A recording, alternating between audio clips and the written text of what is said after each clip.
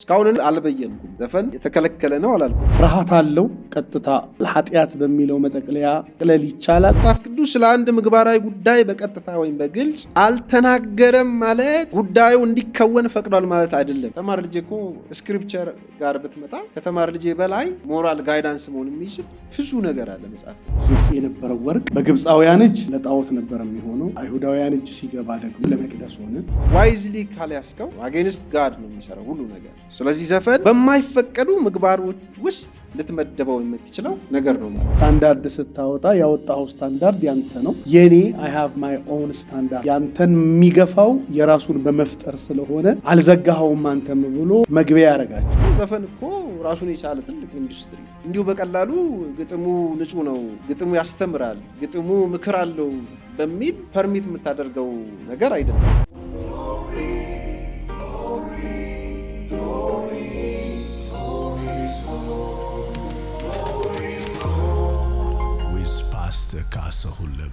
ከጋብቻ ጨምሮ ራሴ አስተምሬ ማግባት እችላለሁኝ። አስተምሬ ምግቡን ልክ አብረን እንበላለን። ከዛ በኋላ ዘፈኑን አጥምቄው መዝሙር አደርገዋለሁ፣ ሙዚቃውን ዋጀዋለሁ የሚል ልክ ቅድም ካነሳኸውም ሐሳብ ግብጽ የነበረው ወርቅ በግብፃውያን እጅ ለጣዖት ነበር የሚሆነው፣ አይሁዳውያን እጅ ሲገባ ደግሞ እስራኤላውያን እጅ ደግሞ ሲገባ ደግሞ ለመቅደስ ሆነ። ስለዚህ ያንኑ ነገር ነው አምጥቼ እዚህ ጋር ያጸደቅኩት። ስለዚህ ነገሮችን መቀደስና መለወጥ እችላለሁ የሚሉ የመከራከሪያ ሐሳብ ያላቸውም ሰዎች በአብዛኛው ጊዜ ያጋጥሙኛል። እኔ ጋር ሲመጣ የማይጸድቅ ነገር የለም አጽዳቂው ከኔ ጋር ስላለና እኔው ራሴ የዛ የጽድቁ አገልግሎት ካህን ስለሆንኩኝ የሚሉ መከራከሪያ ነጥቦችንም የሚያነሱ ስላሉ ከዛ አንፃር ጭምር አብረህ እንድትሄድበት ፈልጌ ነው። በመሃል ላይ እንደዚህ አይነት ባዕድ የሆኑ አመለካከትና አስተሳሰቦች አሉ በብዙ አቅጣጫ ስለተለያዩ ነገሮች እንደዚህ አይነት የሙግት ሐሳቦች ይነሳሉ። ግን መጽሐፍ ቅዱስ ምን ይላል የሚለው ነገር ወሳኝ ነው እና እስካሁን ያልኩትን በዚህ በሚቀጥለው ሐሳብ ልደምደምና ወደ ሐሳብ ብዙ ግን ያጋጥመሃል እነዚህ መዋጀት የሚለው ነገር። በፊት አንድ ሰሞን እንዲያውም አንድ የሚባል ነገር ነበር። የሙሴ እባብ የግብጽ ጠንቋዮችን እባብ ውጣለች፣ ስለዚህ ካንዱ ዛት ምናምን የሚሉ ሰዎች አሉ። ግን ይሄ ነንሰንስ ነው ማለት ስክሪፕቸር ያልሆኑ ነገሮች ስክሪፕቸር አይደሉም። እኛ የራሳችን የሆነ ምኞትና ፍላጎት ከሌለን በስተቀር ማለት ነው። for what for the glory of God or what? ስለዚህ የምናደርጋቸውን ነገሮች የምናደርግበት ሞቲቭ ኢንቴንሽን ራሱ ቼክ መደረግ አለበት ብዬ አስባለሁ። እና አንዳንድ ሰው ውስጡ የሆነ ነገር ይዞ ነው የሆነ ነገር የሚያወራው ማለት ነው። እና ለድካማችን ጀስቲፊኬሽን ፍለጋ ሩቅ ባንሄድ ጥሩ ነው። ስለዚህ መጽሐፍ ቅዱሳችን የሚለው በመንፈስ ተመላለሱ ነው የሚለው። እንግዲህ ገላትያ ምዕራፍ 5 ራሱ እኔ ክርስትና የተወሰኑ ጥቅሶች ላይ የተንጠለጠለ ነው ብዬ አላስብም። we need the whole counsel ማለት እግዚአብሔር ማለት ነው። ሐዋርያው ጳውሎስ ፊልጵስዩስ ላይ የሚላቸው ይሄንን ነው። የእግዚአብሔርን ቃል ፈጽሜ የሚለው ምናልባት አማርኛው ግልጽ አላደረገው። የእግዚአብሔርን ቃል ፈጽሜ የሚለው full counsel of God ነው የሚለው። እሱን ነው መፈለግ ያለብን ማለት እንጂ ጥቅስ የጠቀስን ጥቅስ ከጠቀስክ እኮ ሰው መግደልም ትችላለህ በጥቅስ ማለት እሱ አይደለም። ሰፊው አውድ ገላትያን እንኳን ለማንሳት ብንሞክር ገላትያ ምዕራፍ 5 ቁጥር 21 አሁን ካለው ለዘፈን ከሚሰጠው አውዳዊ ፍቺ ነጥለኸው ነገሩን ድምዳሜ ሰጥተዋል ማለት አይደለም። አሁን የሆነ ኢሜጅ መፍጠር የለበትም ዮናስም ቢሆን ማለት ነው። ጥያቄ ጠይቃን የሚመልስልኝ የለም ማለትም አይቻልም። የኛ ሀገር እንደምታውቀው ማጆሪቲው ሳይለንት ነው፣ ወጥቶ አይናገርም፣ ምላሽ አይሰጥም። ስለዚህ የሆነ ሐሳብ ዶሚናንት የሆነ ይመስላል፣ ተቀባይነት ያገኘ ይመስላል እና እንደዛ አይደለም ነው መጽሐፍ ቅዱስ ገላትያን እንኳን ብናየው በመንፈስ ተመላለሱ ይላል። አሁን ባጭሩ ገላትያ ምንድነው ብትለኝ በወቅቱ የነበሩ ሰዎች ስለ መገረዝ ይሰብኩ ነበር። ኢየሱስ ክርስቶስን ማመን ብቻ በቂ አይደለም፣ የሆነ ነገር መጨመር አለበት። ከጁዳይዝም የተወሰነ ነገር ወስደው እዚህኛው ላይ ለመስፋት ሞክሩ እና ገላትያ ምዕራፍ 5 ላይ እንደዚህ ይላል፣ በሕግ መጽደቅ ብትፈልጉ ከክርስቶስ ተነጥላችሁ ከጸጋ ወድቃችኋል ይላል። ኤኒቲንግ እኔ እንዲያውም ኤኒቲንግ ኢፍ ዩ አድ ማለት ነው ኤኒቲንግ ክርስቶስ በአንተ ህይወት አይሰራም ከሌላ ነገር ጋር ተደምሮ ማለት ነው። የማይሰራ ታደርገዋለህ ማለት ነው። ፕላስ ከጸጋ ትጎላለን። ስለዚህ ይሄ ትንሽዬ ኤሌመንት ክቡርና ንጹህ የሆነውን የኢየሱስ ክርስቶስን ወንጌል ልዩ ወንጌል አድርጎ የመቀየር አቅም ስለነበረው ነው ጳውሎስ በዛ ኢንቴንሲቲ በዛ ቶን የተናገራቸው ማለት ነው። ስለዚህ ገላትያ ምዕራፍ 5 ጋር ሲመጣ ለምንድን ነው በመንፈስ ስለመመላለስ የሚያወራው ማለት ነው? ምክንያቱም ምዕራፍ 4 ጋር ወደ ኋላ ስንሄድ ምዕራፍ 4 3 ጋር የሚያወራቸው ነገሮች አሉ። ብሉይ ኪዳን የእስራኤል ሕዝብ አለ ከእግዚአብሔር ጋር ኪዳናዊ ግንኙነት አላቸው። ስለዚህ ይሄንን ኪዳናዊ ግንኙነታቸውን እግዚአብሔር ልዩ ያደረገበት ማንነታቸው ልዩ ያደረገበት የራሱ የሆነ ነገር ነበረው፣ ኢንስቲትዩሽን ነበረው እግዚአብሔር። ለምሳሌ መገረዝ አንዱ ነው። ስለዚህ አንድ እስራኤላዊ መሆኑን ከሚያሳዩ ነገሮች አንዱ የግርዘት ስርዓት ነበረ። አሁን ግን ኪዳኑ ተለውጧልና ኢየሱስ ክርስቶስ ሲመጣ የእግዚአብሔር መሆኔን መገረዝ አለመገረዝ አይደለም መለያው ማለት ነው፣ ማርከሩ ማለት ነው፣ የአይደንቲቲ ማርከር ማለት ምንድነው ይለኛል? መንፈስ ቅዱስ ነው ይላል። መንፈስ ቅዱስን ተቀበላቸዋል። this is the only ማርከር ማለት ነው። ስለዚህ መንፈስ ቅዱስን እንደተቀበለ ሰው መኖር እንዳለባቸው ምዕራፍ 5 ጋር መጥቶ ስለዚህ ሰፊው አውድ ምንድነው? if you are in Christ በክርስቶስ ኢየሱስ ከሆንክ you walk in the spirit ምን ማለት ነው? መንፈስ ምንድነው ብትለኝ it is a spirit of existence ነው ማለት ለኛ ለአማኞች ለክርስቲያኖች my spirit of existence ነው። ከዛ ውጪ ምንም ነገር ሊገባኝ ልረዳም አልችልም ማለት ነው። ስለዚህ ወክ ማረግበት ፕራክቲካል ላይፋችን ማለት ነው። ወክ የሚታየው ፍሬውን ደግሞ ይነግረናል። የዘላለም ሕይወት ነው። ሮሜ ምዕራፍ 5:6 ላይ የዚህ ነገር መጨረሻው የዘላለም ሕይወት ነው እንደሚለን፣ ገላትያ ደግሞ የምታፈሩት ይሄንን ነው ይላል። ስለዚህ አሁን የስፒሪት ኦፍ ኤግዚስተንስ ጉዳይ ነው ማለት ነው። መንፈስን የተቀበሉ መንፈስ ቅዱስ ያላቸው ሰዎች ብቻ ናቸው የክርስቶስ ኢየሱስ የሆኑት የእግዚአብሔር ልጆች የሆኑ። ፍሬያቸው ደግሞ ምንድነው ብትለኝ ሕይወት ነው በቃ። ስለዚህ ወደ ቀጣዩ ሐሳብ ለመግባት ስነ መለኮት ስትሰራ ስለ ዘፈን ለምሳሌ ቲዮሎጂ ኦፍ ሚውዚክ ብለህ ልትሰራ ትችላለህ።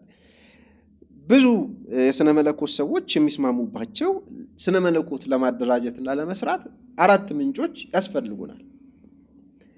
የመጀመሪያው እና ለአላይ ስልጣን ያለው መጽሐፍ ቅዱሳችን ስክሪፕቸር የምንለው ማለት ነው። ሁለተኛው ደግሞ አመክንዮ ነው፣ ሎጂክ ሪዝን ማለት ነው። ሶስተኛው ደግሞ ትውፊት የቤተ ክርስቲያን ትራዲሽን የምንለው ማለት ነው። አራተኛው ደግሞ ኤክስፒሪየንስ ነው። ስለዚህ እነዚህ ነገሮች እንደ ምንጭ ተጠቅመን ነው ስለሆነ ጉዳይ ስነ መለኮት የምንሰራውና የምናደራጀው ማለት ነው። አሁን ስለ ዘፈን የሚከራከሩ ሰዎች የሚያነሷቸው ሐሳቦች በተወሰነ ነገር ላይ ብቻ ያተኮረ ነው። ምናልባት ፕሮፌሽናሊዝም ማለት ነው። ከሙያ አንጻር የሚከራከሩ ሰዎች አሉ። ከቁጭትና ከመንገብገብም የሚከራከሩ ሰዎች አሉ። ኢሞሽናል ነገርም የሚያነሱ ማለት ነው። ስለዚህ አሁን ስለ ዘፈን የምናወራቸው ነገሮች ቅድም ካልኩትም ነገር አንጻር ሰፊ አውድ ይፈልጋል ማለት ነው። እስካሁን እኔ አልበየንኩም። እንግዲህ ዘፈን የተከለከለ ነው አላልኩም። ስለዚህ እነዚህ ነገሮች ማየት አለብን። የመጨረሻው ብያኔ የሚሰጠው ግን ስክሪፕቸራችን ነው። አመክንዮን እንጠቀማለን። የስ ኤክስፒሪየንስ በጣም ፕራክቲካል ከሆነ ነገር እንነሳለን። የስ የቤተ ክርስቲያን ትራዲሽንም ያስፈልገናል። የስ የመጨረሻውን ብያኔ የሚሰጠው ግን የእግዚአብሔር ቃል ነው ማለት ነው። ለምሳሌ የእግዚአብሔር ቃል በግልጽና በማያሻማ መልኩ በቀጥታ ያልተናገራቸው ብዙ ጉዳዮች አሉ። እነዛን ጉዳዮች እንዴት ሶልቭ እናደርጋቸዋለን? አመክንዮ ይጠቅመናል። የቤተ ክርስቲያን ትራዲሽን ይጠቅመናል። ኤክስፒሪየንስ ይጠቅመናል ከመጽሐፍ ቅዱስ ጋር ማለት ነው። ስለዚህ ከመጽሐፍ ቅዱስ አጠቃላይ ሰፊ አውድ ጋር ባልተጋጨ መልኩ እነዚህ ነገሮች ተጠቅመን ፕሮዲስ እናደርጋለን ስነ መለኮት ማለት ነው። ስለዚህ አሁን ስነ ምግባር የሚለውን ነገር ለማንሳት ልሞክር። የስነ ምግባር ጥናት እንግዲህ በሶስት ይከፈላል። ኢቲክስ የምንለው ማለት ነው። አንደኛው ኖርማቲቭ ኢቲክስ የምንለው ነው። ሁለተኛው ሜታ ኢቲክስ፣ ሶስተኛው ነው አፕላይድ ኢቲክስ የሚለው ማለት። ስለዚህ የዘፈንን ጉዳይ በኖርማቲቭ ኢቲክስ ውስጥ ነው የምናየው ማለት ነው። ኖርማቲቭ ኢቲክስ ማለት ደግሞ ይሄ ዲዩቲ ላይ ምግባር ላይ የሚያተኩር ማለት ነው። ምግባር ላይ የሚያተኩር ተግባር ላይ የሚያተኩር ማለት ነው። ስታንዳርድ ኦር ኖርም የምንላቸው ነገሮች ጋራ የሚያተኩር ነው ማለት ነው። ሶ አሁን በኖርማቲቭ ኢቲክስ ውስጥ ማለት ነው ከጥንት የግሪክ ፈላስፎች ጀምሮ አሁን እስካለነው ሰዎች ድረስ ስነ ምግባርን ወይ ደግሞ ምግባራትን በተመለከተ ክላሪቲ የሚሰጡ ወይ ደግሞ የሞራል ዲሲዥንን እንድንወስድ የሚያግዙን ካታጎሪስ አሉ፣ ምድቦች አሉ። እነሱ ምድቦች ለማንሳት ልሞክር አንድ በአንድ ማለት ነው። የመጀመሪያው አስገዳጅ ምግባሮች የሚባሉ አሉ። እንግዲህ እነዚህን ሁሉ ነው አይተን ነው መጨረሻ ላይ የምንደመድመው ማለት ነው። የመጀመሪያው አስገዳጅ ምግባሮች ናቸው። እነዚህ ሞራሊ ሪኳየርድ የሆኑ ማለት ነው፣ ኦብሊጋቶሪ የምንላቸው ማለት ነው። ይሄ ከጥንት የግሪክ ፈላስፎች ጀምሮ የነበረ ሀሳብ ነው። ስለዚህ አስገዳጅ ምግባሮች ማለት ዩ መስት ዱ ብለህ የምታስቀምጣቸው ማለት ነው። ለምሳሌ ባልንጀራን መውደድ አለብህ፣ ግዴታ ነው። ባልንጀራን ካልወደድክ ኒውትራል አትሆንም፣ ዩ አር ብሌም ማለት ነው ፎር ዛት ማለት ነው። ወይ ደግሞ በመንፈሳዊ ቋንቋ ኃጢአት ነው፣ ወይ ደግሞ ተገቢ ምግባር ክርስቲያናዊ ምግባር አይደለም ማለት ትችላለህ። ስለዚህ አስገዳጅ ምግባሮች የምንላቸው ምንድን ነው? ሰው ሁሉ የግድ ሊያደርጋቸው የሚገቡ ምግባሮች ማለት ነው። እነዚህ በፍልስፍና ውስጥ ለምሳሌ ኢማኑኤል ካንትን ብታነሳ ካታጎሪካል ኢምፔሬቲቭ የሚላቸው ማለት ነው። የትኛውም ቦታ ያለ ሰው ሊያደርገው የሚገባ ማለት ነው። ምሳሌ ባልንጀራን መውደድ ማለት ነው። አሁን እነዚህ የሚጠቅሙን ለመሰለ ስለ ዘፈን ብያኔ ለመስጠት የሚያግዙ ናቸው። እነዚህ ምግባራት፣ እነዚህ አስገዳጅ የሆኑ ምግባራት አለማድረግ እንደ ኃጢአት ነው የሚቆጠረው ማለት ነው። ስለዚህ አሁን ኃጢአት ዘፈን እዚህ ውስጥ ይገባል አይገባም የሚለውን ለአድማጭ ተመልካቾቻችን እንተዋለን ማለት ነው። ሁለተኞቹ ደግሞ የሚፈቀዱ ምግባራት አሉ፣ ሞራሊ አላውድ የሆኑ ማለት ነው፣ የተፈቀዱ ማለት ነው፣ ፐርሚሰብል የምንላቸው በሌላ ቋንቋ ማለት ነው። እነዚህ የሚፈቀዱ ወይም እንዳይደረጉ ከለላ ያልተደረገባቸው ነገሮች ማለት ፐርሚሰብል ናቸው፣ የሚፈቀዱ ናቸው። በሌላ አገላለጽ ከፈለግን ልናደርጋቸው የተፈቀዱ ስነ ምግባራዊ ህግጋት ልንላቸው የምንችለው ማለት ነው። እነዚህ ደግሞ አስገዳጅ አይደሉም ማለት ነው። አስገዳጅ አይደሉምም፣ የተከለከሉም አይደሉም። አሁን ዘፈን እዚህ ውስጥ ይገባል አይገባ የሚለውን አሁንም ለሚሰሙን እንተወው ማለት ነው። ስለዚህ ከፈለግንም ልናደርጋቸው የምንችላቸው የተፈቀዱ ነገሮች ማለት ነው፣ ሞራሊ ማለት ነው። አንዳንድ ምሁራን እነዚህ አይነት ምግባሮች ምን ይሏቸዋል? የሚፈቀድ ነው ማለት ተቃራኒው ምግባር አስገዳጅ ምግባር አይደለም ማለት ነው። ለምሳሌ ስጋ መብላት ተፈቅዷል ማለት ስጋ አለመብላት ግዴታ ነው ማለት አይደለም፣ ተቃራኒው ማለት። ስለዚህ ስጋ መብላት ተፈቅዶልኛል፣ በቃ ሞራሊ አላውድ ነው ማለት። ባለመብላቴ ምክንያት ብሌም አልደረግም ማለት፣ ምክንያቱም አለመብላት ግዴታ ስላልሆነ ማለት ለማለት ነው፣ ግልጽ ከሆነ ማለት ነው። ስለዚህ የሚፈቀዱ ምግባራት ደግሞ በሁለት ይከፍሏቸዋል ማለት ነው።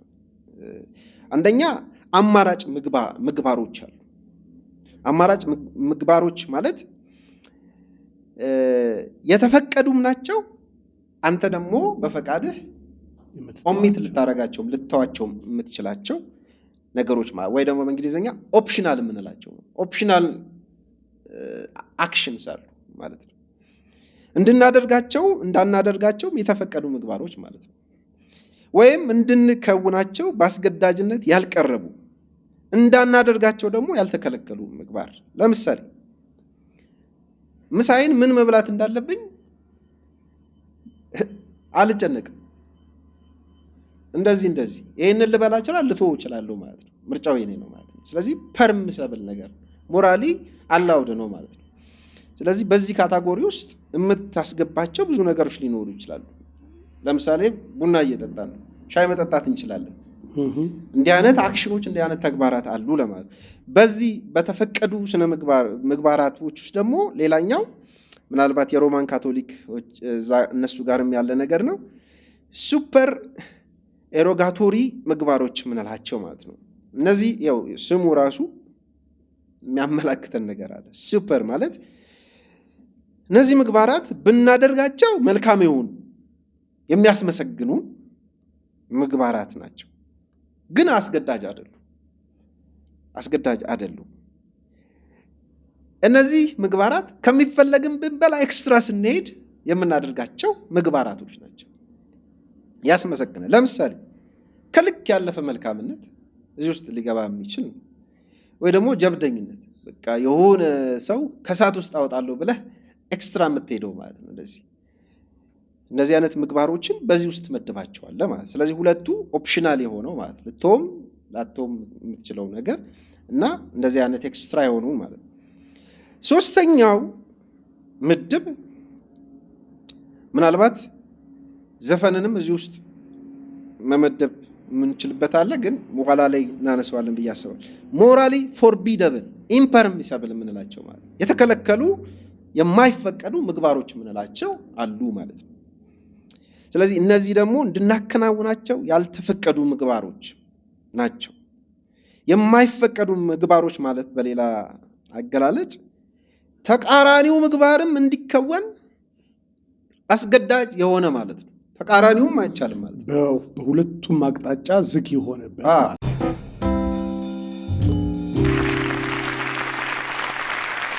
ለምሳሌ ስጋ መብላት ተፈቅዶልኛል፣ አለመብላት ግዴታ አይደለም። ይሄኛው ግን ሁለቱም በር ላይ ማለት ነው። ለምሳሌ መስራት አይፈቀድም ማለት ስራ ፈት መሆን ግዴታ ነው ማለት ነው። በቃ መስራት አትችልም ከተባልክ አለመስራት ግዴታ ነው ማለት ነው። ሁለቱም ማለት ነው። እነዚህን ምናልባት በመጽሐፍ ቅዱስ ማየት ቢቻል መግደል፣ መስረቅ የተከለከሉ ነገሮች ናቸው እነዚህ ነገሮች ማለት ነው። አራተኞቹና የመጨረሻዎቹ የምግባር አይነቶች አስገዳጅ ያልሆኑ ምግባራት ምንላቸው ማለት ነው። አስገዳጅ ያልሆኑ እንድናደርጋቸው በአስገዳጅነት የማይቀርቡ ምግባራት ማለት ነው። አንድ ምግባር አስገዳጅ ያልሆነ ምግባር ነው ሊባል የሚችለው ግብሩ እውን እንዲደረግ አስገዳጅ ሆኖ ካልቀረበ አስገዳጅ አይደለም። አስገዳጅ ያልሆኑ ምግባር ለምሳሌ ለበጎ አድራጎት ድርጅቶች ለሁሉም እርዳታ የመስጠት ግዴታ የለብኝም። ለአንዱ ለሁለቱ ልረዳ እችላለሁ። ለሁሉም መርዳት ግን ግዴታ የለብኝም ማለት ነው። ምንም እንኳን መልካም ምግባር ቢሆንም ማለት ነው። ወይንም ደግሞ መልካም ተግባራት አሉ አይደል? እነዛ መልካም ተግባራት ደግሞ በጎ ፈቃደኝነት ይፈልጋሉ። ለሁሉም በጎ ፈቃደኛ መሆን አልችልም። ስለዚህ እንደዚህ አይነት አስገዳጅ ያልሆኑ ምግባሮች ናቸው ማለት ነው። ስለዚህ ዘፈን የት ውስጥ ይገባል የሚለውን ለመደምደም እነዚህ ምግባሮች ወይ ደግሞ ምግባራዊ ምድቦች ምግባራችን መልካም ወይም እኩይ ብሎ ብያኔ ለመስጠትና ከስነ ምግባር ጋር የተያያዙ ጉዳዮችን ለማጥራት እጅግ አስፈላጊ ምድቦች ካታጎሪስ ናቸው። እነዚህ ክላሪቲ ይሰጡሃል። አሁን የት ውስጥ ነው የሚወድቀው አንድ አክሽን ላድርገው አላድርገው የሚለውን ቢያንስ እነዚህን ኮንሲደር ማድረግ ይጠይቃል ማለት ነው። ስለዚህ እነዚህ ምግባራዊ ምድቦች ከጥንት ጀምሮ የነበሩ ናቸው። ለምሳሌ ሐዋርያው ጳውሎስም እነዚህን በተወሰነ መልኩ የተጠቀመባቸው ይመስላል። ሮሜ ምዕራፍ 14 አንደኛ ቆሮንቶስ ላይ ማየት ይችላል። ለምሳሌ የተከለከለ የተፈቀደ አዲያፎራ የሚሉት ነገር አለ ግሪኮች ማለት ምንም በቃ ኦፕሽናል የሆነ ማለት ነው። ኢንዲፈረንት ነው። በቃ ተፈለክ ታደርገዋል፣ ከፈለክ አታደርገውም ማለት ነው። በሶስትም ሊመድቡ ይችላሉ። ስለዚህ ዘፈን ኃጢአት ነው አይደለም ከሚል ክርክር ይልቅ ለመደምደም ማለት ነው ይልቅ በእነዚህ ምድቦች ውስጥ ማየት ከቻለን እና ቅድም እንደ መግቢያ ካነሳዋቸው ትልቁ አውድ ውስጥ ማየት ከቻለን እና መመደብ ከቻለን የተሻለ ነው ማለት ነው። ስለዚህ ዘፈን ምንድነው ብትለኝ በማይፈቀዱ ምግባሮች ውስጥ ልትመደበው የምትችለው ነገር ነው ማለት ነው።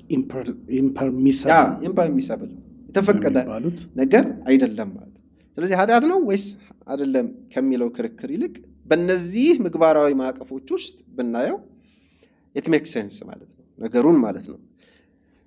አሁን ዘፈንን በተመለከተ የሚነሱ መከራከሪያ ሐሳቦችን ለማንሳት ብንሞክር ፍርሃት አለው ቀጥታ ኃጢአት ነው የሚለውን ነገር አሁን መለኪያዎች ሲቀመጥ የሆነ አንድ ድምዳሜ ላይ ሰጥቶ በራሱ ቋንቋ ጠቅልሎ ለማስቀመጥ ፍርሃት ያለ የሚመስል አይነት ነገር አድርገው ሰዎች ሊስሉት ይችላሉ። ምክንያቱም ንግግሮች ሁልጊዜ ካልተዘጉ መግቢያቸውን የሚጠቀም ብዙ አካል አለ።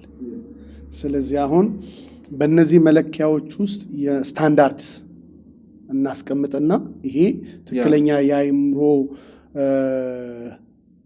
እሳቤዎቹን ለሚጠቀም ሰው በጣም ቤስት ነው።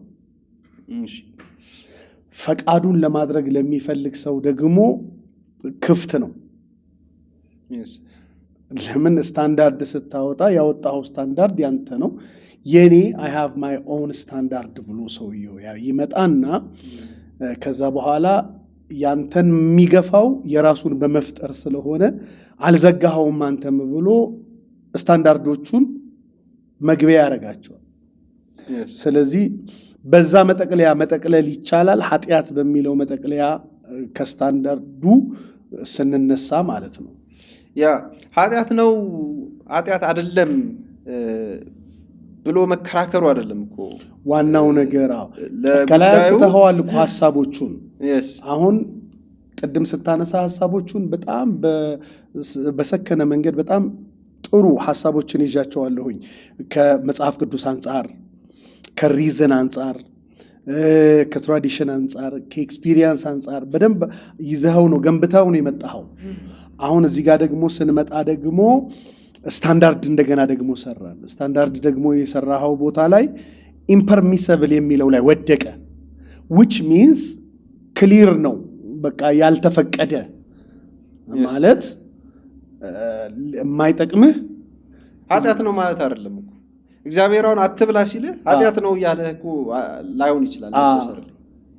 አሁን ግቡ ነው ኢንቴንሽኑ ነው አጠቃቀማችን ነው ቀደም እንዳልኩት ማለት ነው። ስለዚህ አሁን ለዘፈን ከሰጠነው ትርጉም ተነስተን አውዳዊ ቀያዊ ትርጉም ያልኩ ማለት ቀያዊ ትርጉም ያልኩ የገላትያ ምዕራፍ 5ቱን አይደለም። አሁን ዘፈን ስንል የምናስበው ነገር አለ ሐሳባችን ውስጥ ያለው ስዕል ያ ግን በኋላ ላይ ያነሳዋለሁ። ዘፈን እኮ ራሱን የቻለ ትልቅ ኢንዱስትሪ ነው። ከተለያዩ ነገሮች ጋር አታችመንት አለ። እንዲሁ በቀላሉ ግጥሙ ንጹህ ነው፣ ግጥሙ ያስተምራል፣ ግጥሙ ምክር አለው በሚል ፐርሚት የምታደርገው ነገር አይደለም። ገብቷል? ሰፊ አውድ ያስፈልጋል ያልኩት ለዚህ ነው። ስለዚህ ኃጢአት ነው አይደለም የሚለው ጉዳዩን እልባት አይሰጠው። ኃጢአት ነው ብል ሶ ዋት ዩ ሲ ሰው ነፃ መውጣት አለበት። መጀመሪያ የሚኖርበትን አውድ ማወቅ አለበት።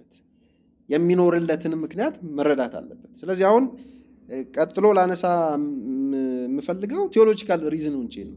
ስነ መለኮታዊ ሪዝኖች አሉ።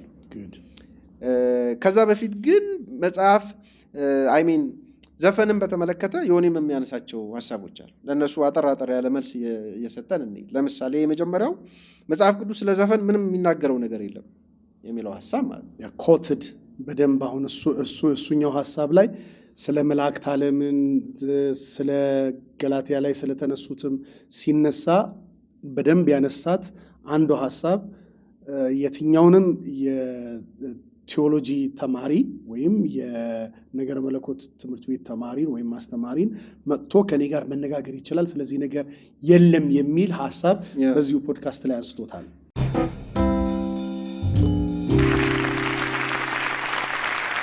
ያ አንደኛው መከራከሪያ መጽሐፍ ቅዱስ ዝም ብሏል በዚህ ርዕሰ ጉዳይ ላይ ማለት ነው።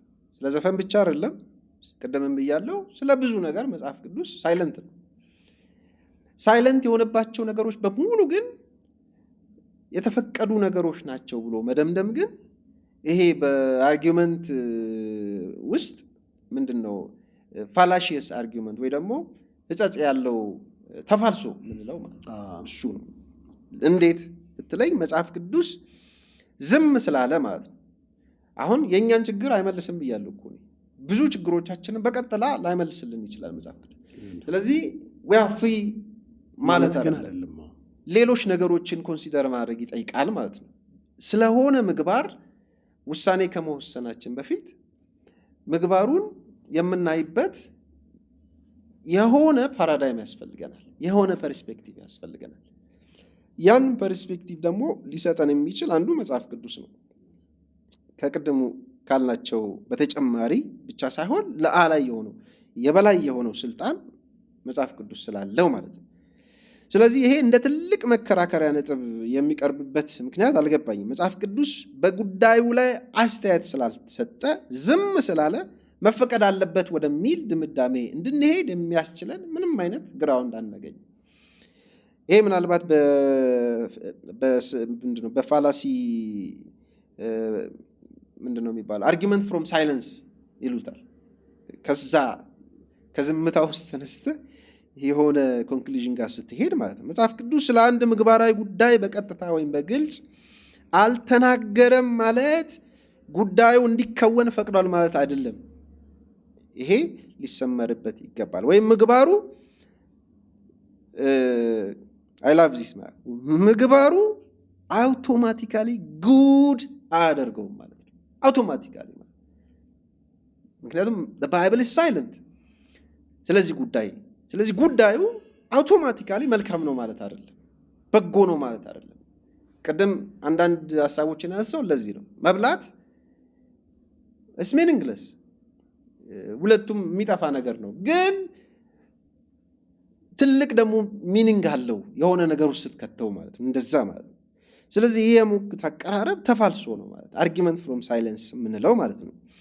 ምክንያቱም ምግባሮችን በተመለከተ የምንወስደው አቋም ወይ ደግሞ የምንሰጠው ብያኔ ትክክል ነው ማለት አይደለም። መጽሐፍ ቅዱስ ስለዛ ጉዳይ ዝም ስላለ ሌሎች ነገሮች መታየት አለባቸው ማለት ነው። መጽሐፍ ቅዱስ ዝም ካለ ገላትያ ምዕራፍ 5 ቁጥር 1 ስለ ዘፈን ሳይሆን ስለ ሌላ ጉዳይ ነው የሚያወራው ብሎ መከራከርም አይቻልም ማለት ነው። ዘፈንን አይከለክልም፣ ዘፈንን አይኮንንም ማለት ስህተት ነው። መጽሐፍ ቅዱስ ያልከለከለው ነገር ሁሉ የተፈቀደ ነው ማለት አይደለም፣ በግልጽ ማለት ነው። ስለዚህ ዘፈን ወይ ዘፋኝነት ሊፈቀድ ይገባል ብሎ መከራከር ራሱን የቻለ ስህተት ነው። መጽሐፍ ቅዱስ እኮ እነዚህን የመሳሰሉ ነገሮችን ብሎ እኮ ኦፕን አድርጓቸዋል። ምናልባት እነዚህን ከመሳሰሉት ተብሎ የተውት ኦፕን ኢንድድ ነው አይደል? እዛ ውስጥ እኮ ሊኖሩ ይችላሉ አንዳንዶቹ አይ መጽሐፍ ቅዱስ ስለዚህ ጉዳይ ምንም አላለም የምንላቸው ነገሮች እነዚህን የመሳሰሉት የተባሉት ቢሆን ማለት ነው። ስለዚህ ትክክል አይደለም። ገላትያ ምዕራፍ 5 ቁጥር 1 ላይ ቆሞ ዘፈንን ማጽደቅ ወይ ደግሞ ጉዳዩን ቀለል አድርጎ ማየት ማቅረብ ተገቢ አይደለም ማለት ነው። ምክንያቱም ቃል ራሱ ቅድም እያለው ይለዋወጣል፣ በየዘመኑ የተለያየ ትርጉም አለ። ወይ ደግሞ ፕሮፌሽናሊዝም ላይ ብቻ ቆመህ ማለት ነው። ሙያ ነው፣ ሙያ መከበር አለበት። ቲያትር እንደመስራት ነው፣ ፊልም እንደመስራት ነው፣ መጽሐፍ ልቦለድ እንደመጽሐፍ ነው በሚል ሌላ ደግሞ የካታጎሪካል ኢረር ደግሞ መስራትም ጥሩ እና ተገቢ አይደለም ብዬ አስባለሁ። ስለዚህ መጽሐፍ ቅዱስ ብያኔ ላልሰጠባቸው ጉዳዮች ባህል አለ፣ ትውፊት አለ፣ ሪዝን አለ፣ ፕራክቲካል ሪዝን አለ፣ ኤክስፒሪየንስ የምንለው እነዚህ ሁሉ ነገሮች መታየት አለባቸው ለማለት ነው። ሌላኛው ደግሞ ሁሉም ሰው ይቀበለዋል የሚለው ትርጉም ወይ ደግሞ በሁሉም ሀገራት ዘፈን ተቀባይነት አግኝቷል፣ ኢትዮጵያ ውስጥ ብቻ ነው የኢትዮጵያ ኬዝ ዩኒክ ነው የሚለው መከራከሪያ አሁንም ቅድም ያልኩ ነው። ይሄ ትክክለኛ ያልሆነ ኢሜጅ በሰዎች ፊት መሳል ነው የሚሆነው። ምክንያቱም እንዴት አረጋገጥኩኝ? የተወሰኑ ሳምፕሎችን ወስጄ ያንን ጀነራላይዝ አድርጌው ነው ወይስ የሁሉንም ሃይማኖት ተቋም በርብሬና ፈትሼ ነው ወይ? ቀላል እኮ ነው፣ ጉግል ላይ ሰርች ማድረግ ነው። በዘፈን ጉዳይ የራሳቸውን አቋም በግልጽ ያስቀመጡ አብያተ ክርስቲያናት አሉ፣ ኢትዮጵያ ውስጥም ሆነ ከኢትዮጵያም ውጪ ማለት ነው። ስለዚህ ከሀገራችን ውጪ መላው ዓለም ክርስቲያኖች ዘፈንን ተቀብለውታል፣ እንደ ስህተት እንደ ኃጢአት አይቆጥሩትም። ልዩነት የለም። ዘፋኝነትም ዘማሪነትም ፕሮፌሽናሊዝም ነው ምናምን የሚለው መከራከሪያ ብዙ ስትሮንግ ነው ብዬ አላስብም። ሌላ ሀገር የሚፈቀድ ምግባር በሌላ ሀገር ሊኮነን ይችላል። ቢኮዝ ለምሳሌ ካልቸራል ልዩነቶች አሉ። በአንድ ሀገር ነውር የሆነ በሌላ ሀገር ክብር ሊሆን ይችላል። በአንድ ሀገር ተቀባይነት ያለው ነገር በሌላ ሀገር ተቀባይነት ላይኖረው ይችላል። እንደገና ደግሞ ሁሉም ሰው ተቀበለው ማለት ትክክል ነው ማለትም አይደለም። ይህም ራሱን የቻለ ለምሳሌ የሆሞሴክሹዋል ጉዳይ መላው አውሮፓ ቢቀበል፣ መላው የምዕራቡ ዓለም ቢቀበል፣ መላው አፍሪካ ቢቀበልና ኢትዮጵያ ብቻ ባትቀበል በቃ ዩሲ ብሌም ልታደርገው አትችልም። እንደዚህ አይነት አርጊመንቶች ደካማ ናቸው። ስለዚህ አንድ ስነ መለኮት ዓለም አቀፋዊ ብቻ ሳይሆን ደግሞ አውዳዊ ገጽታም አለ። ኮንቴክስት የሚባል ነገር አለ፣ አውድ የሚባል ነገር አለ። ስለዚህ ስነ መለኮታችን ፈያጅ እንዲሆን ሬሌቫንት እንዲሆን ላለንበት ሀገር ላለንበት አካባቢ የሚጠቅም እንዲሆን፣ ምክንያቱም ግባችን ሰዎች ክርስቶስ እንዲያውቁ ነው። ሌላ ሞቲቭ ሌላ ኢንቴንሽን የለንም። ስለዚህ የባህል ፍትጊያው እንዳለ ሆኖ ካልቸሩን ግን ሪዲም ለማድረግ ክርስቲያናዊ ለማድረግ ሰዎቹ ክርስቲያን መሆን አለባቸው። ስለዚህ ክርስቶስን ኢንትሮዲውስ ለማድረግ ክርስቶስን ለማስተዋወቅ ስነ መለኮታችን ላለንበት ለምንኖርበት ካልቸር ሬሌቨንት መሆን አለበት። ስለዚህ ኢንተርናሽናል የሆነ መልክ ቢኖረው ለሁሉም ቦታ ለሁሉም ሰው የሚሆን እውነት አለው መጽሐፍ ቅዱስ። እዚህም ኢየሱስ ያድናል፣ እዛም ኢየሱስ ያድናል። ግን ኢየሱስ ያድናል የምልበት መንገድ ይለያያል። ስለዚህ ለካልቸራችን ሴንሲቲቭ መሆንም ስለሚያስፈልግ ማለት ነው። ስለዚህ ኢትዮጵያ ብቻ ነች ዩኒክ፣ ኢትዮጵያ ውስጥ ብቻ ነው ዘፈን ኃጢአት፣ ኢትዮጵያ ላይ ብቻ ነው ነውር የሚለው ክርክር አሁንም ደካማ ነው ብዬ አስባለሁ። ከኢትዮጵያ በቀር ዓለም ሁሉ ዘፈንን ስለሚደግፍ ይሄ በጣም ውሸት ነው። ሁሉም ይደግፋሉ ብዬ አላምንም። ጎግል ማድረግ ይቻላል፣ የተወሰኑ ናሙናዎችን ማግኘት ይቻላል። ዋናው ጉዳይ ግን የማጆሪቲ እና የማይኖሪቲ ጉዳይ ካልሆነ በስተቀር የመቀበል ግዴታ የለብንም። ዓለም ሁሉ ቢቀበል ዳዝም ማተር ማለት ነው። ነገሩን ትክክል ሊያደርገው አይችልም። ሌላኛው ዘፈንን አቅልሎ የማየት ይሄ ምንድነው የሚባለው በፍልስፍና ሪዳክሽኒዝም የሚባል ነገር አለ። ነገሮችን ቀለል የማድረግ ነገር ወይ ደግሞ ነገሮቹ ወደ ሲምፕለስት ፎርም የመቀየር ነገር ነው ሀሳቡ እንትን እንዳይርቅ ብዬ። ስለዚህ ዘፈንን ቀለል አድርጎ የማየት ነገር አለ። አንድ ሰውዬ ምን አለ፣ አንድ ክርክር እንደዚህ አይነት ክርክሮች በነበሩበት ጊዜ ለባለቤቴ በዜማ ወድሻለሁ ብላት ዘፍንላት አይነት ነገር የተናገረ ሰው ትዝ ይለኛል፣ ቁጭ ብለን ስናወራ ማለት ነው። አየህ የኖስቲሲዝም አይነት አስተሳሰብ ኢት ፊልስ ጉድ በቃ ሌስ ዱ አይነት ነገር ሁሉ ተፈቅዷል አይነት ነገር። ግን ዘፈን እንደዛ ነው ወይ? ባህላችን ውስጥ እንደዛ አይነት ቫልዩ አለው ወይ? ባህላችን ውስጥ ዘፈንስ አምልኳዊ ባህሪ የለውም ወይ? የወርሺፕ አይነት ነገር እንትን የለውም ወይ? ግጥም ዝም ብዬ ብነግርህና ዜማ ሲሆን ልዩነት የለውም ወይ? አለው እኮ ልዩነት አለው። ስለዚህ ኢሞሽንን ሼፕ የማድረግ አስተሳሰብን ሼፕ የሚያደርግ ሌሎች ነገሮች አይነሱም ወይ? ስሜትን፣ ሀሳብን፣ ባህሪን ኮንትሮል አያደርግም ወይ? ስለዚህ ቀለል አድርጎ ዘፈንን በዛ መልክ አሳንሶ ማቅረቡም የዘፈንን ዋጋ ዝቅ ማድረግ ነው፣ ኃይሉን ዝቅ ማለት ነው ብዬ ያስባል። ሌሎች የጥበብ ስራዎችም እነዚሁ ነው።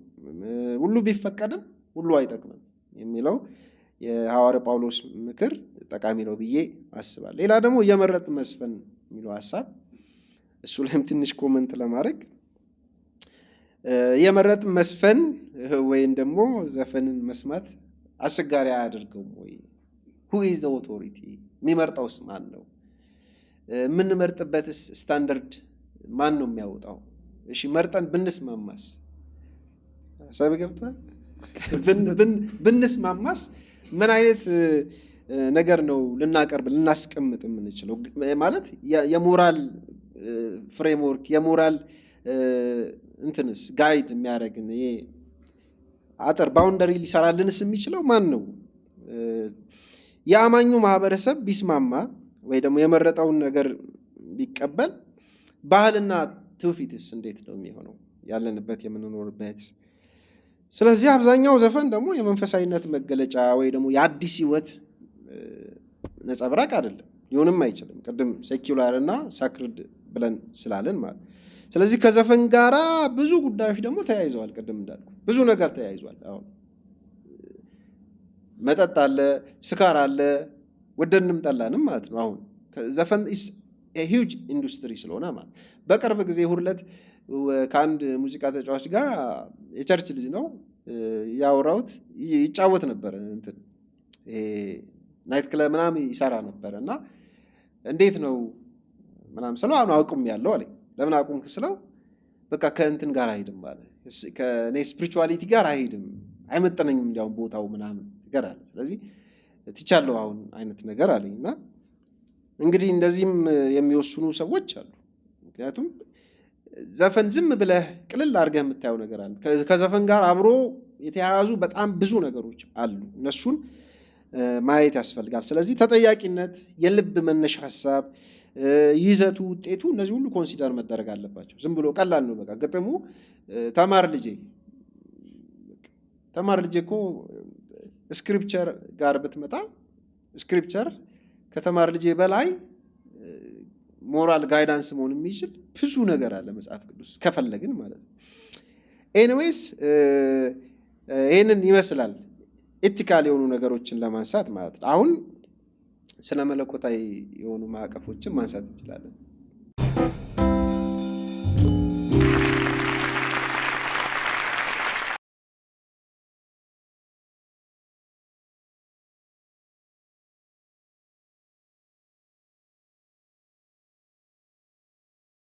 ጎሄድ በጣም በሚገርም ሁኔታ ያነሳቸው አሁን እነዚህ የሞራል ጋይዳንስ ወይም መለኪያዎች ወይም በማህበረሰብ ውስጥ ያሉ የእሴት የምንላቸው ቫሊዩስ የምንላቸው ጉዳዮች ራሳቸውን የቻሉ ስታንዳርዶች ናቸው። አንድ ወቅት ላይ አንድ ሰው ትልቅ ሰው ነውና ሲነግረኝ የኛ ወላጆች ብቻ አልነበሩም አሳዳጊዎቻችን፣ ማህበረሰብ ውስጥ ያሉ ትልልቅ ሰዎች ሁሉ የኛ አሳዳጊና ኃላፊነት ያለባቸው ነበሩ አለ እና ከዚህ የተነሳ ቤተሰቦቻችን አዩን አላዩን ብቻ ሳይሆን የሰፈር ሰው አየን አላየን ጭምር ነበር። አየው ክበቡ ከአንድ ግቢ ወጥቶ በማህበረሰብ ኃላፊነት እጅ ሁሉ ሰፊ ድርሻ ነበረው ማለት ነው እና የሰፈር ሰው አየኝ አላየኝ እና እነሱም ሲመቱን ሲቀጡን እንደገና እያለቀስን ቤት ስንሄድ ሁለተኛ ይሆን እንደሆን እንጂ ማባበል ቤት ውስጥ አናገኝም ነበር አለ። ለምን ያደረጉት አጥፍተህ ነው ብለው ቤተሰብም በማህበረሰብ ያምናል፣ ማህበረሰብም ስለ ቤተሰብ ይቆረቆራል እና ይሄ እሴት በጣም ትልቅ ቦታ ነበረው በእኛ ዘመን አለ እና ራሱ ሻይ ቤት ገብቼ ሻይ የጠጣሁት አለኝ ያ ትልቅ ሰው ወደ ትግል ከገባሁኝ በኋላ ነው ሻይ የጠጣሁት አለ እና ከዛ እዛም ሆኜ እንኳን ዞር ብዬ ቼክ አደርግ ነበር አይምሮዬ ውስጥ የነበረው ያ የሞራል መለኪያ የቁጥጥር መለኪያ ይዞኝ ስለነበር የሰፈር ሰው አለ የለም እያልኩ ነበር ሻይ የምጠጣው እንኳን አለ እና እንደዚህ አይነት በማህበረሰቡ እሴት ውስጥ ትልቅ ድርሻ የነበራቸው ጉዳዮች ምንም ጥቅስ ሳንጠቅስለት እንኳን ለማህበረሰቡ መልካም እድገትና ገጽታ ትልቅ አስተዋጽኦ አላቸው። እንዳልከው የኛ ማህበረሰብ ጥቅስ ስጠኝ ይላል። ጥቅስ ማግኘቱ መጥፎ ሆኖ አይደለም፣ ግን በህሊና እንኳን ደረጃ በውስጣችን ባለ ህሊና የልክ እንደ ሮሜ መጽሐፍ የተጻፈ ነገር ሲፈልጉ ውስጣቸው ተጽፏል አለ መለኪያው ራሱን ሰውየው ዲናይ ካላረገ ካላሳመነ በስተቀር እና ኤኒዌይ ግን የግድ ጥቅስ ስለሚፈልግ ደግሞ ወደዛ ነገር እንሄድ። ይሄንን ሐሳብ ደግሞ የሚሰሙት የዚህ ነገር ተቃራኒ አርጊመንት ደግሞ ያላችሁ ወገኖች ደግሞ በጨዋነት ሐሳባችሁን መግለጥ የምትችሉበት ሰፊ መድረክ አለ። ይሄንን ያነሳ ነው ለማህበረሰብ ግንባታ ለትውልድ ጠቀሜታ እንጂ አንድ ጽንፍ ይዞ ድንጋይ ለመወራወሪያ ለመሆኑን ከወዲሁ እንድትረዱልን በአክብሮት እንጠይቃለን።